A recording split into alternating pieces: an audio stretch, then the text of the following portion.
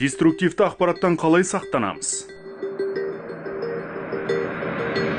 Әлеуметтік желінің қызмет аясы кеңейгелі, оны түрлі мақсатта пайдаланатындар көбейді.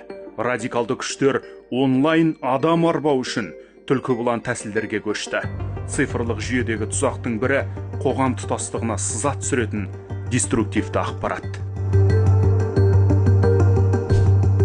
Деструктивті ақпарат шындыққа жанаспайды, зұлымдықты дәріптейді, қылмыс жасауды үйретеді, манипуляция құралы.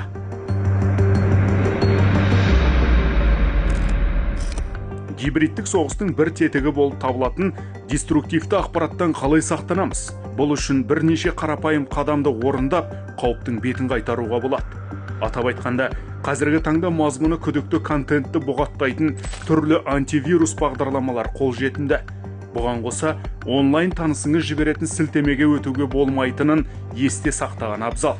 Көбінесе деструктивті күштердің сілтемелерінде шұғыл бас, тез арада кір деген секілді адамды өзіне шақыратын ерекшеліктері болады.